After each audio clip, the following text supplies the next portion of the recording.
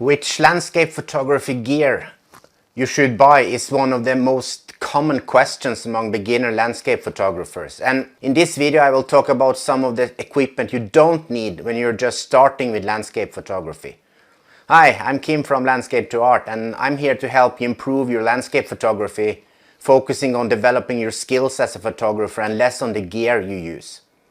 So if this is your first time here, make sure to click the subscribe button. Many beginners believe landscape photography is an expensive hobby. And yes, you can certainly make it expensive if you want. The gear acquisition syndrome is well known among photographers, and in particular photographers that are just starting with photography. But more gear and more expensive gear don't equal higher quality images. So by being more conscious of what gear you need and don't need, you can save a lot of money. So let's get started. The first thing you don't need is a bunch of filters. And the first filter you don't need is a UV filter. And now, if you have been photographing for some time, you probably have several filters in your arsenal. And most of these are filters that you don't use as much as you intended. And if you're just starting with landscape photography, you should pay close attention to this. If you have ever bought a camera or a lens in a camera shop, the salesperson most likely tried to upsell you at least a couple of filters, and the UV filter is typically one of them. And the argument to sell you such a filter, a UV filter, is that the filter serves as a lens protection. A UV filter is just a plain transparent piece of glass, and it has no visible effect on your photos. Filters can degrade the image quality as more glass in front of the lens increases the risk of lens flare. And typically when you have spent a lot of money on a new expensive lens, then you try to save some money on the UV filters. Buying a high quality lens and putting a low quality filter in front of it doesn't make any sense. I have removed all my UV filters from my lenses a long time ago. And instead I'm using the lens hood as a protection from scratches and other potential damages to my lenses. And I have never to this day had broken any of my lenses, but the lens hood has taken a few hits. And the second filter you don't need is a graduated neutral density filter. Camera sensors have limitations in how much dynamic range they can handle. And the dynamic range is the difference between the darkest and lightest areas in an image. And how much contrast there is in the scene. When a scene has high contrast, it's not possible to take one single shot and make both the sky and foreground well exposed. You have to compromise and either expose for the sky, which results in a too dark foreground, or you can do the opposite, expose for the foreground, which is actually the worst you can do. When you expose for the foreground, you will overexpose or blow out the highlights in the sky, and it means that you lose all the details in the sky, and the sky will just turn out completely white. To balance the brightness of the sky and the foreground, the one solution is to add a graduated neutral density filter in front of the lens. And the graduated neutral density filter is darker at the top and transitions from dark to transparent. And the idea is that you position the filter so that the darkest part of the filter covers the sky. And this allows less light from the sky area to hit the sensor. And the filter also helps to balance the exposure so the sky and the foreground are equally exposed. Grad ND filters comes in many different variations, as hard-edged and soft-edged, and you can buy them with different strengths, like 2 stops or 4 stops and even higher. And it depends on how much light you need to stop. And you can spend a lot of money on these filters. But the Grad ND filter is not the only method to solve the problem with high contrast. Instead of using the filter, you can take 2 shots, and one exposed for the sky and one exposed for the foreground. And this is also called exposure bracketing. And now you can take the 2 exposures and blend them in Lightroom or any other editing software. And I find this to be much more convenient because I have more control of the process and when I'm at the computer. And also fiddling with the filters in the field takes a lot of time. And furthermore, if you have lenses with different lens threads, you will need more than one size of each filter, and this in turn increased the cost. The only filters you really need in landscape photography are polarizer filters and neutral density filters, and that's not the same as the graduated one I was just talking about. And in particular, the effect of a polarizer is impossible to recreate in any software. And a 10-stop ND filter or similar is necessary if you want to shoot extreme long exposures. And the filters can quickly add up the cost and make photography more expensive. So you should buy them wisely. And the second thing you don't need is an expensive tripod. And one of the most common advice you get regarding tripods is buy the most expensive you can afford. In my opinion, this is a bad advice. Why should you buy the most expensive tripod? Expensive doesn't necessarily mean the best fit for you. And the most important is to get started. Get started using it, or use a tripod and see if the tripod is something you will use. Many photographers find a tripod to be one of the gadgets they leave back home, simply because it carries weight and it's quite bulky. So the tripod is only a must when you want to photograph using long shutter speeds or when the light conditions are dim, like in night photography. The tripod is not the most expensive piece of all your photography equipment, so if you have to upgrade your tripod and buy a better one later, it's at a lower cost compared to buying a new camera or lens. A tripod is primarily a tool to keep your camera still, so it must be sturdy. But a more expensive tripod doesn't necessarily equal more stability.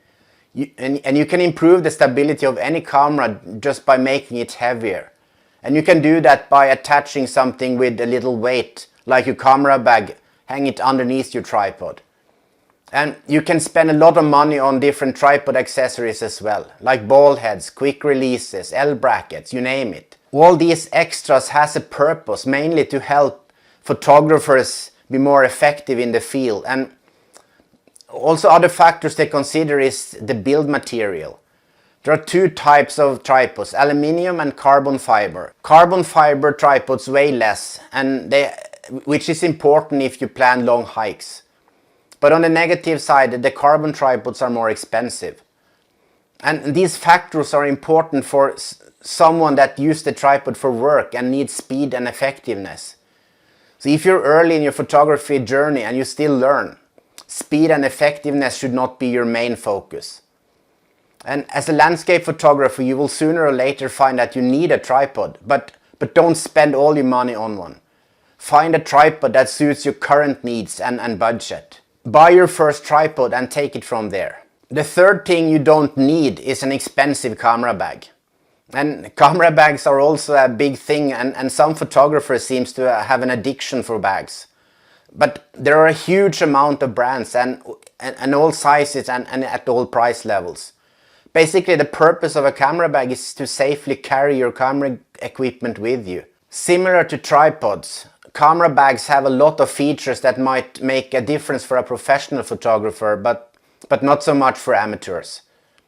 A camera bag must be comfortable to carry, and the ergonometrics must fit your body. And this is probably the most important feature with a camera bag. The ergonometric is a must if you know that you will do a lot of long hikes. But if you for the most of the time carry the camera bag with you in your car and just make short, comfortable walks, ergonometrics is not so important. And if you photograph in rain and wet conditions, a water resistant bag is obviously an advantage. And many of the less expensive bags has rain covers. And this solution is okay if you just occasionally photograph in wet conditions. When you buy your first camera bag, consider carefully what your needs are. The most expensive bag is not necessarily the best choice. And don't forget, the camera bag won't make your photos look any better.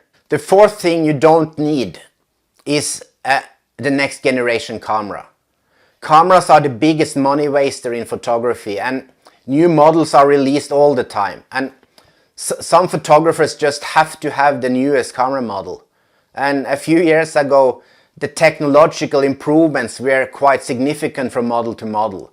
And it could be worthwhile upgrading, but it's not longer like this. And any photographer that has upgraded the camera in recent years knows that the camera did not improve the image quality, significantly at least. And we have to go many years back to find significant difference in image quality between the previous model and the new one released. And for a few years now, the big thing has been the transition from DSLR to mirrorless cameras. And it all started because mirrorless cameras were smaller and weighed less. They were more comfortable to carry around. And the first mirrorless models had small sensors and thus smaller bodies and lenses, but it didn't take a long time before full-frame mirrorless cameras was introduced. And whereas mirrorless cameras are slightly smaller, lenses for full-frame cameras are still heavy and bulky, and it's a technology limitation. The introduction of mirrorless cameras caused a shift in the market. There was a lot of hype, and which resulted in many photographers change to mirrorless. But has this really made any of the photographers better? Is the photography better today? No, probably not. My point is, don't let these new trends influence you too much. Unless you have reached a limitation and you know that your camera is limiting you, don't spend your money on the next generation camera model. And if you think you need more megapixels, no, you don't. All modern cameras have enough megapixels, so it's no longer a reason to upgrade. The only exception might be if you plan to make large prints. And this is the exact argument a lot of photographers use. They are afraid of missing out. They need all the megapixels just in case they sometime in the future decide to print any of their photos large, really large. But the fact is, with a 24 megapixel camera you can print at least A2 size with good quality, and anything bigger than A2 size and you're in a different league with regards printing. Printers that can print larger than A2 size are extremely expensive, and they will cost you a lot of money, more money than the most expensive camera. So my point is, if you struggle to get results you're happy with, and you are relatively new to photography, stop believing the new camera will change this. So rather save your money and spend them on improving your camera skills instead. Take a photography course or attend a workshop. And the fifth thing you don't need is a sharper and more expensive lens. The most common reasons beginners believe they need a better lens is because their photos are blurry. And when you're struggling to get sharp photos, it's more likely your technique rather than the lens being the problem.